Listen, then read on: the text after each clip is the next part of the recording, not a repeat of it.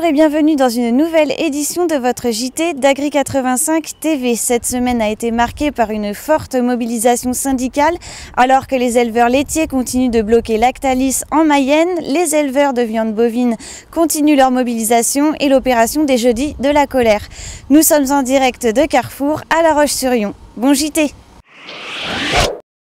Il n'y a rien qui remonte, il n'y a rien qui bouge, donc on veut les interpeller pour leur dire que le groupe U, eux, sont engagés, donc à eux de réagir. Ce jeudi, à l'initiative de la FDSEA et des JA de Vendée, les producteurs de viande bovine sont allés à la rencontre d'un responsable du magasin Carrefour à La Roche-sur-Yon pour le sensibiliser au cœur de gamme. Tout comme Intermarché ou Leclerc, visité la semaine dernière, l'enseigne ne s'est toujours pas engagée dans la démarche. Pour Jean-Pierre Fleury, président de la FNB, la position de Carrefour est incompréhensible. Un groupe comme Carrefour, qui a été fondateur des filières qualité Carrefour, et qui aujourd'hui est en train de toujours fonctionner sur le schéma du passé, ce fameux schéma du passé de la cotation plus-value, sauf qu'entre-temps, ces cotations se sont effondrées.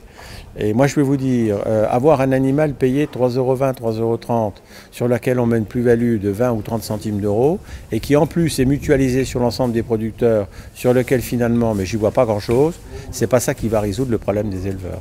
Donc d'abord Carrefour se fait avoir par les organisations de producteurs qui mutualisent la plus-value, et de l'autre côté, ils n'ont pas compris qu'on était en train de changer d'époque, qu'il fallait changer cette relation commerciale, et je pense qu'il va falloir changer des hommes chez Carrefour, et il faut arriver à une nouvelle génération qui vont sans doute comprendre que le deal grande distribution éleveur et consommateur, on peut le réussir avec le cœur de gamme. Soutenu par le président de la FNSEA, Xavier Belin, la FNB a exposé 13 exigences afin de gérer la crise et construire l'avenir. La démarche cœur de gamme profite déjà à quelques éleveurs vendéens qui souhaiteraient la voir se développer. Rencontre avec Mathieu Rabréau. On a eu à peu près 1 € de plus-value. Donc au lieu de les vendre 3,50 €, on les a vendus 4,50 €. Donc ça fait du bien, mais c'est peu significatif parce qu'on n'en passe pas assez à l'année. Aujourd'hui sur la ferme, on a à peu près 80% du cheptel qui passerait dans le cœur de gamme. Mais comme il y a très peu de débouchés, peut-être qu'on va réussir à en passer 5% du cheptel. Il faudrait que tous les magasins comme Leclerc, Carrefour votent la même chose que Super U, qu'ils acceptent de payer 1 € de plus aux éleveurs. 1 € supplémentaire payé à l'agriculteur, c'est à peu près sur 2 bêtes, ça nous fait 1 000 € de trésorerie. Donc sur 50 bêtes, si on pouvait même, sans parler d'en passer 50, mais si on pouvait en passer déjà 25, ça ferait déjà un bon plus. Ça ferait à peu près 12 000 € de trésorerie supplémentaire. On espère. Si on n'espère pas, faut arrêter les vaches.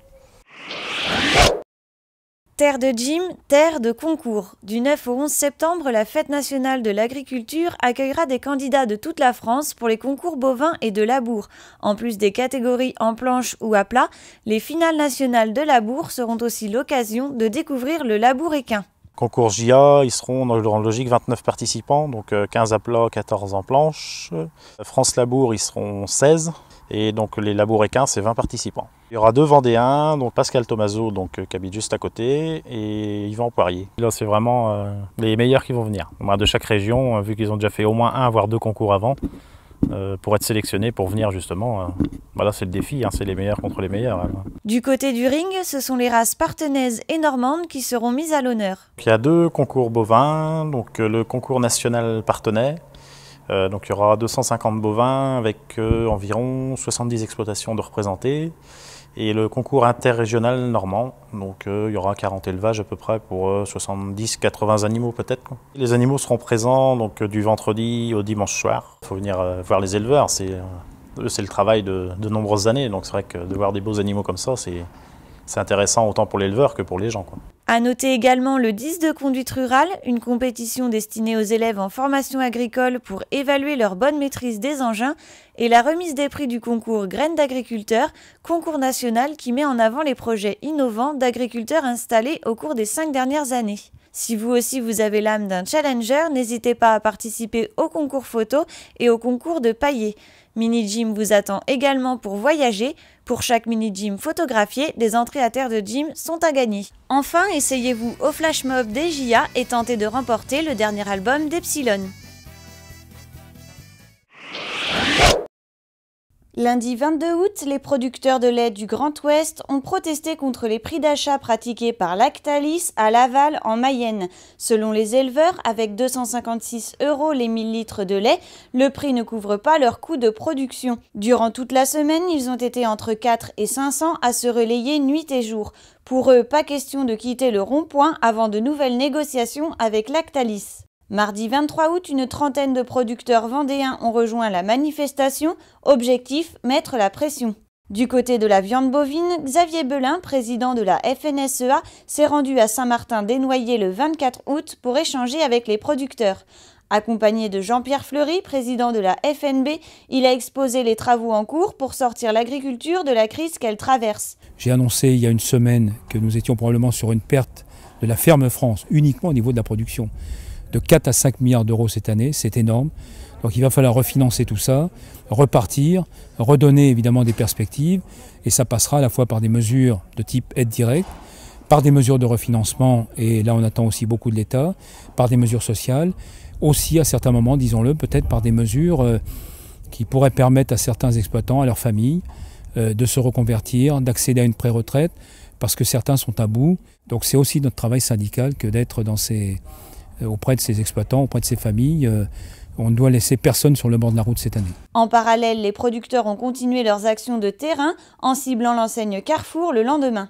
À Laval, les producteurs restent mobilisés. La réunion obtenue à la Maison du lait à Paris jeudi 25 août n'a pas donné les résultats attendus. Les négociations entre les éleveurs et Lactalis auront duré plus de 10 heures. Le négociateur a précisé qu'il avait fait une proposition à 280 € les 1000 litres pour les 5 derniers mois de 2016. L'offre a été acceptée par Lactalis, mais refusée par la Fédération des producteurs de lait. Le blocage devrait se poursuivre jusqu'à lundi au moins. Que ce soit le lait ou encore la viande, les producteurs et la FNSEA n'ont qu'un mot d'ordre, ne rien lâcher.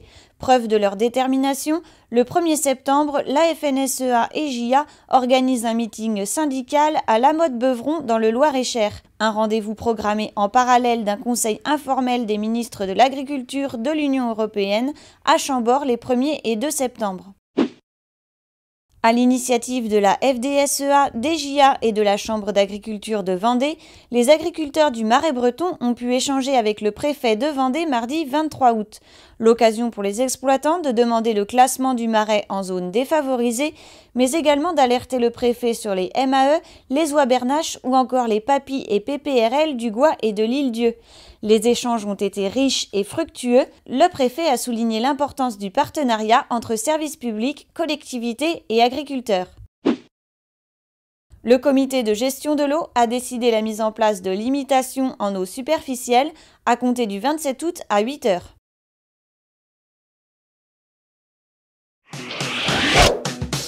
C'est la fin de votre JT, merci à tous de nous avoir suivis et rendez-vous vendredi prochain pour toujours plus d'actualités agricoles.